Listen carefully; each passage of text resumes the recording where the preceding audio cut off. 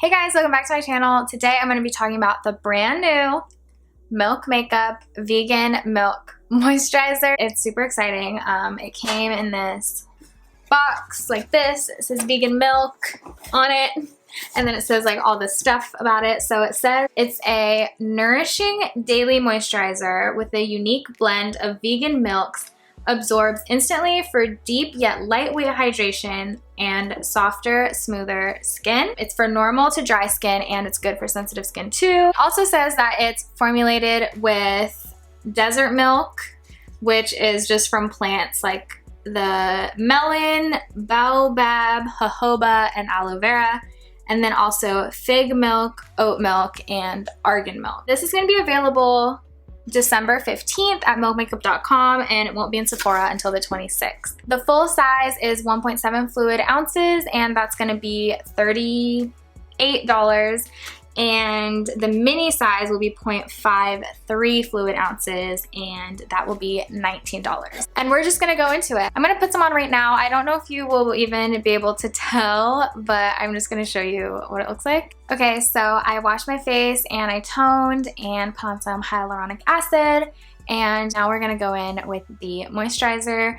First of all, the packaging is everything. You know I love neon, and this is not my first time using it. So this is not a first impression. My first impression of it was that it's really, really thick and it doesn't have a smell. One thing that is really important in skincare is to avoid fragrance. So I forgot to mention this, but it also says it's silicone-free, fragrance-free, gluten-free, and dairy-free. I'm not sure how important the other stuff is really, but fragrance-free is really good. And I'm just gonna rub it in. And it just feels so good. So after putting it on, you can obviously see that, like, you know, I moisturized. It's really, really thick. I really don't know how this is gonna work for oily skin. I've never had oily skin. My skin is really, really dry, so something like this is like a necessity for me. So that's why I like it. And it doesn't feel greasy at all. It actually feels really nice. And when I wore it last night, I woke up this morning and my skin was so smooth. What I'm using now that's my favorite is the Paula's Choice Omega Plus Complex Moisturizer. It's really, really good, but with this one, I really noticed like my forehead, which is my driest spot, I have like flaky skin right here, was just super, super soft. So now we're just gonna talk ingredients. I have an entire list of their ingredients and the stuff that I looked up. So for my source, I think Paula's Choice is a great source. I have an ingredient dictionary, so you can look up ingredients and then it tells you like good, bad, best. It's really, really useful because there's just a lot of information out there, and this also gives you like studies and stuff like that. So that's just what I use like as a baseline. I did not look up every single ingredient because there's so many, but let's get scientific. The first ingredient is obviously water, which is fine, whatever. The second ingredient is cetyl alcohol, which is good. It's a fatty alcohol and it's just like a thickener. It's not irritating. I think sometimes when you see alcohol, you're like, drying, because something like denatured alcohol is bad for your skin and dries out your skin really bad, but not all alcohols are bad, so make sure that you look into that before you are turned off by something. Second ingredient is squalene, which is an emollient ingredient.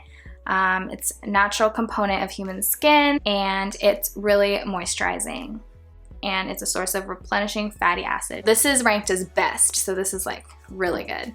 And then the next one is capric triglyceride. This is also best. This is derived from coconut oil and glycerin. It's a great skin replenishing ingredient. And then the next one is stearic acid, which is another fatty acid used as an emollient. The next one is also good. It's a butylene glycol. It's just a texture enhancer. It's not bad for you. And then the next one is stearyl alcohol, which is another fatty alcohol, not bad for you.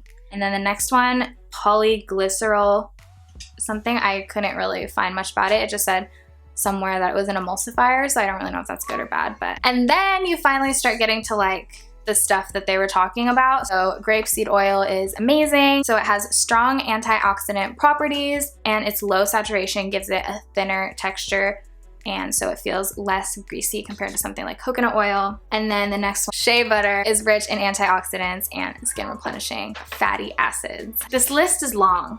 A lot of stuff that are talking about like fig, oat and stuff, it's more closer to the bottom. That just means there's less of it. They have great stuff too. They have jojoba seed oil closer to the top and all the things I mentioned closer to the top. So yeah, we're done with that. I don't really have time to research every single ingredient. I guess I could, but you know, I looked up the names that were like really weird, like that I thought maybe would be suspicious or something, but nothing that I looked up so far has come out as being bad for you. Being fragrance free is great. Not having like essential oils in it is great. I think overall, after reading the ingredients list, I think they passed the test. I think it's a great moisturizer. It seems like, again, I really don't know. I just look things up and see if they're okay. It's gonna differ compared to your skin. The whole like oat milk, vegan milks is definitely just like a marketing technique because, you know, what they're essentially doing is just adding like, I guess if you think about it, like a vegan milk, I guess is like an extract.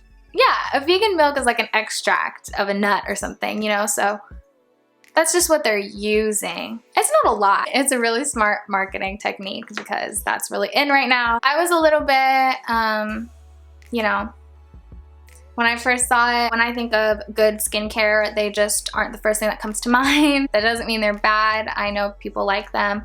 Just for me personally, I don't know why I think this, but sometimes it just feels a little foo-foo maybe. I don't really love their stick thing. I would rather not have my products in a stick. I'd rather have stuff like in a pump or something that I don't have to rub on my face and then rub on my face again. It just feels kind of dirty to me. So that's why I've just never been drawn to their skincare. But this, I think, is really good. I think a lot of people are gonna like this. My skin looks freaking great. It's glowing. It's perfect for winter. The packaging is really cute. Obviously, I'm gonna update. I'm gonna use it for at least like 2 weeks before I can really say like if I love it. But so far it hasn't like clogged up my pores, and I am not dropping my skincare routine until I perfect it.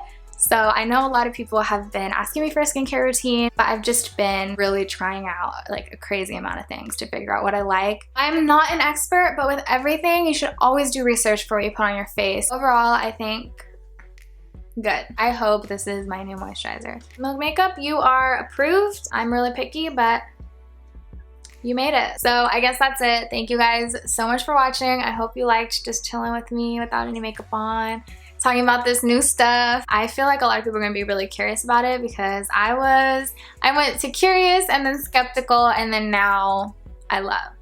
So hopefully it'll keep doing what it does. Let me know if you guys are gonna go out and buy it, and I will see you guys in my next video. Bye!